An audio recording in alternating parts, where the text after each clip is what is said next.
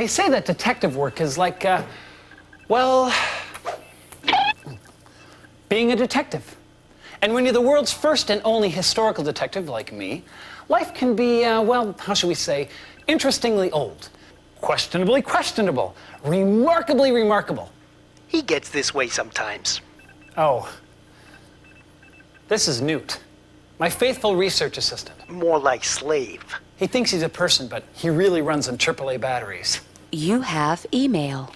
Oh, and this is Meg, the heart and soul of this fine investigative operation. You're too kind. Yeah, but what kind, we don't know. Email. Probably an important message from our main client. And only client. Oh, just as I suspected. An important message from the National Kids Bureau of Historical Questions and Answers. Thornton Thorntonberry. Orton Thorntonberry. Right. Thornton Thorntonberry. Good morning, Diggy Deeper. Diggy, oh, how cute. Doug Deeper. I hate it when he does that. Donald, the Bureau has been receiving lots and lots of questions from kids about that big old ship, the Titanic. And when kids have questions, we need answers. Click yes to accept this mission. Click no to lose money.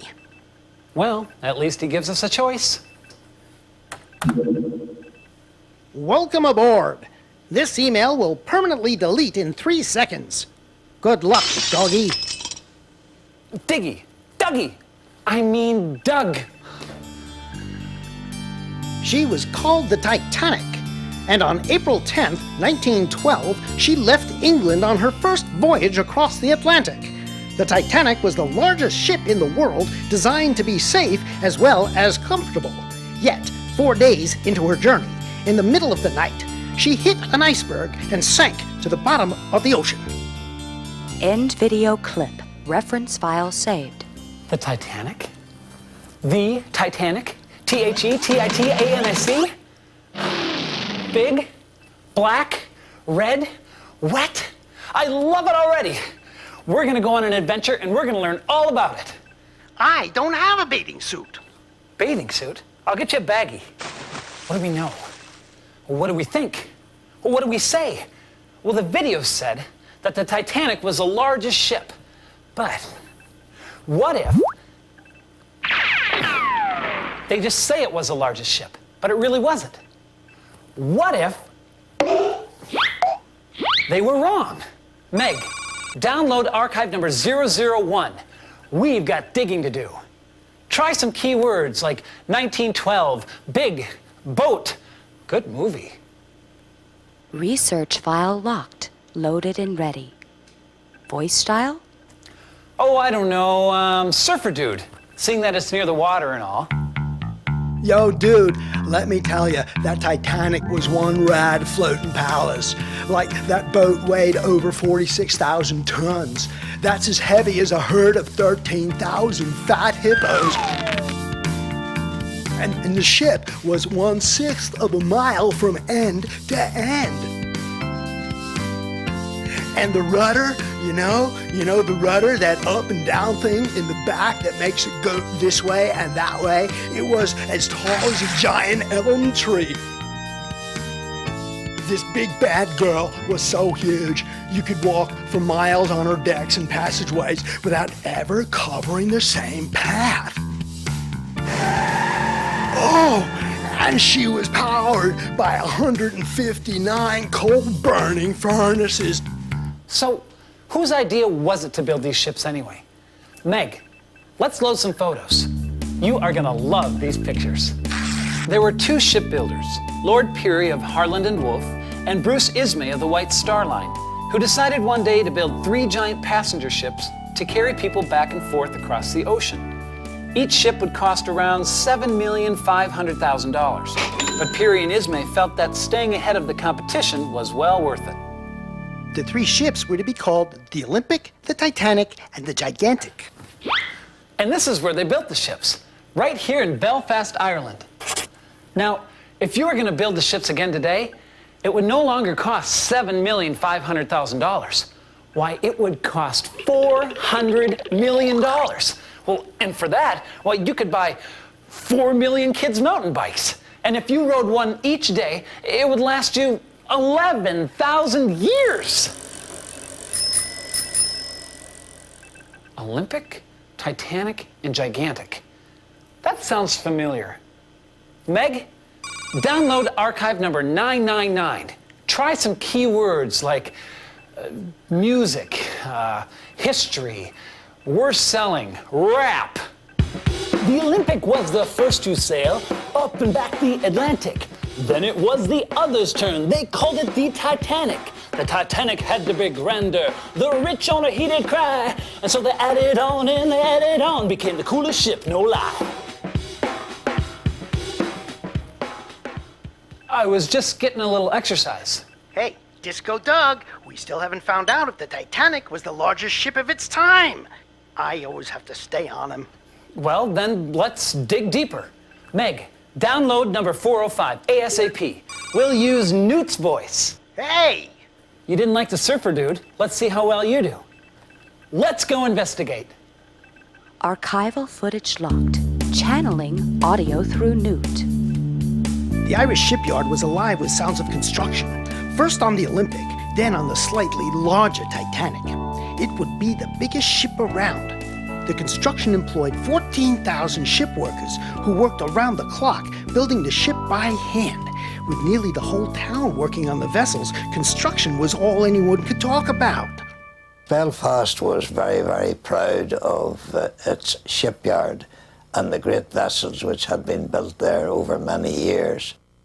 I remember looking up at this big steel hulk and saying to my father, he described to me how someday they would take away all the props that held up the ship, the timber props, and it was greased below, and then they would release it all and it would slide down into the water. You know, it's still amazing to me that a ship that big could actually float, especially when it's made out of such heavy materials like steel and iron rivets. This is a piece of steel, real steel. I got a real deal. And this is an iron rivet. It's used to help to keep the pieces of steel together. Now, you wouldn't think that someone would want to build a ship out of such heavy materials, but there's a reason for it. Steel is tough, and tough is exactly what you need if you're going to build a ship the size of the Titanic. Hey, Diggy, if it was a safe ship, how could it sink? Who was that? Mother calling on my modem. Okay, but your mother does bring up a good point. And it's Doug, not Diggy. Everyone says that the Titanic was practically unsinkable. But what if the Titanic wasn't practically unsinkable? I mean, how bad was that big girl anyway? I got that from the surfer dude. Meg, download, Number 204, keywords, safety, design, graphics. My mother's voice. your mother? I don't get to hear from her that often. Everyone said that the Titanic was unsinkable. That's because it was designed to float with any two rooms in the ship's belly flooded at the same time. Let's say the ship crashed into something head-on, like another boat or an iceberg. Any three of the first 5 watertight rooms could be flooded, and it still wouldn't sink. Good design. They had watertight doors separating each of the watertight sections. All the captain had to do was flip a switch, and he could close them at any time. That's why they thought it was unsinkable. See, with Meg's help, your mom was able to answer her own question. Is she going to bill us for that? You bet. She's calling long distance. Well, we've already learned a lot about the Titanic. But as we all know, great historians... Always dig deeper. Ice. Oh, gosh. Thanks for the warning. Man, that hurt. It's not like I didn't warn you. And that's exactly what happened to the Titanic. The captain and his crew didn't pay much attention to the warnings of icebergs ahead. Speaking of which, what is an iceberg anyway? Now, icebergs aren't made in ice cube trays. They wouldn't fit. But what they really are is huge chunks of ice that break off glaciers and fall in the ocean. See how it floats? That's exactly what icebergs do, but they're in the ocean, not in this glass. They wouldn't fit.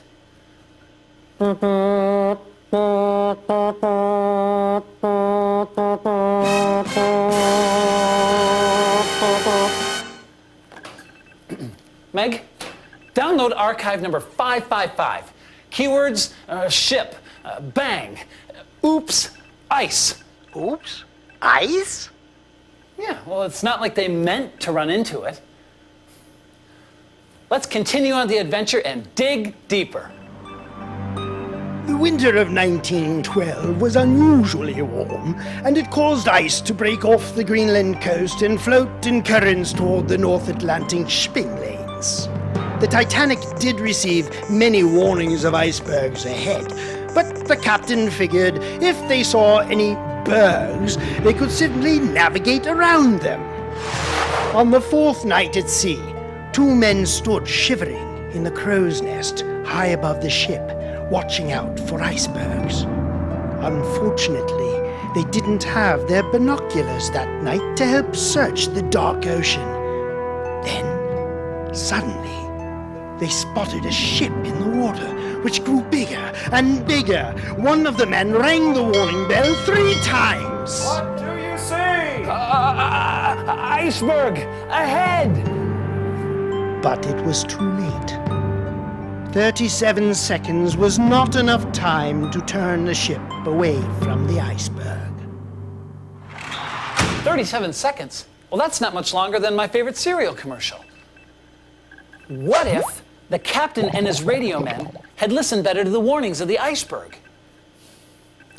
What if the lookouts hadn't lost their binoculars and they could have given more warning to the bridge? Could this collision been avoided? Possibly. But there was another problem. This wasn't just a normal iceberg. This was a Blackbird. Thank you, Meg. Nice touch. That's right. It was a black berg, not to be confused with a black bird, which you can easily navigate around, and also it wouldn't cause a collision. It was a black berg. And what that is an iceberg whose center of gravity has shifted, and it flips upside down. Normally, the top is very white and easy to see, but that becomes the bottom, and the bottom becomes the top, very clear and dark and icy, making it nearly invisible. Okay, Big Shot. What about the waterproof doors? Now I know where you get it from. He loves you, Mom. Wants you to come over and cook him dinner. Meg, download archive number 911, ASAP. Iceberg, damage, sinking, your choice voice. The iceberg ripped through the hull of the first 6 compartments, and the watertight doors made little difference. The hull was now open, and the water was really gushing in through each individual section. And yes, the rooms were divided with horizontal bulkheads, but they didn't have watertight tops. Oh, I get it.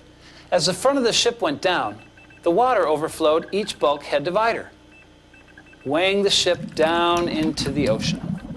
Make sense, Mother Newt? Okay. Not bad for a history guy. Eventually, the ship went down. But where in that huge ocean did it sink? And where is it today? Well, I'll give you a hint. It's in the same place. Because once a ship starts to sink, it's going nowhere but down.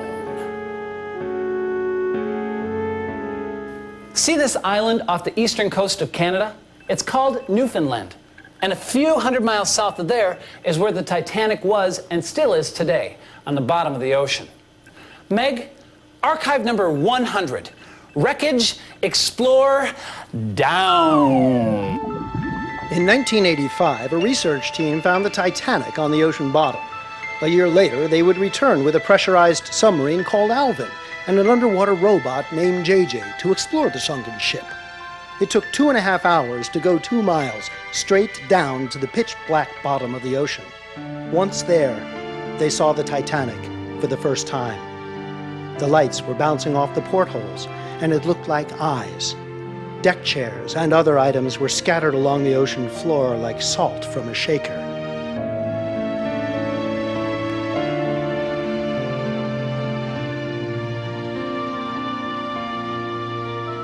The discovery of the Titanic left many questions of what really happened on the night it sank.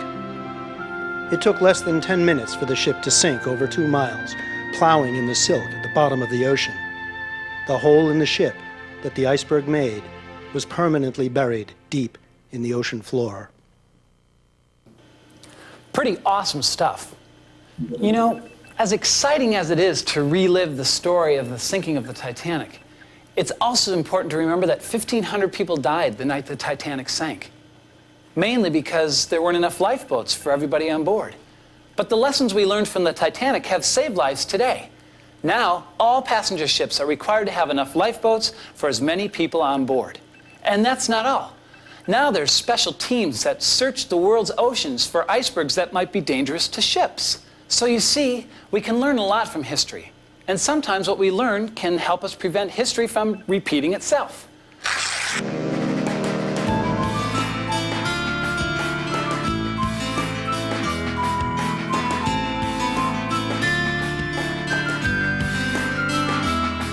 It was 1912, set to sail, Titanic was at shore. Splendid with enormity, the power of her roar.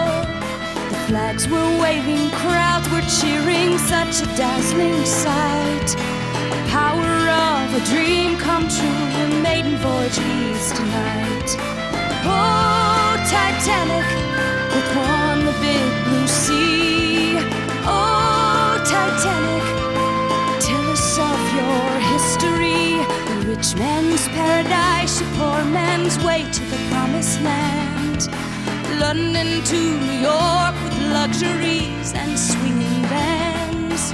As midnight came, the stars would shine, the sea as smooth as glass. Danger was ahead, the captain said, and all too fast. The wonder ship could not compete with an iceberg they could not see. The next day the whole world would mourn the Titanic tragedy.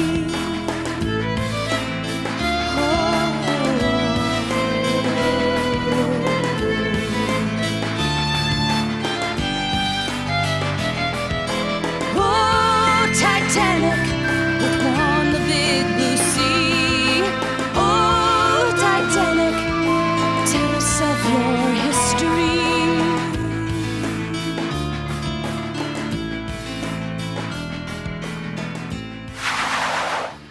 Well, team, looks like we did it again. Let me guess. You forgot to write down all the important stuff we learned for Orton. Didn't need to, my handy-dandy mini-mutant computer buddy. For when you're the world's first and only historical detective, history can become second nature. You want my help, don't you? Do you mind? Dear Thornton Hortonberry. Orton Thorntonberry. Right, Thornton Shortenberry. Today we learned a lot about the history of the Titanic. Have we got answers for you?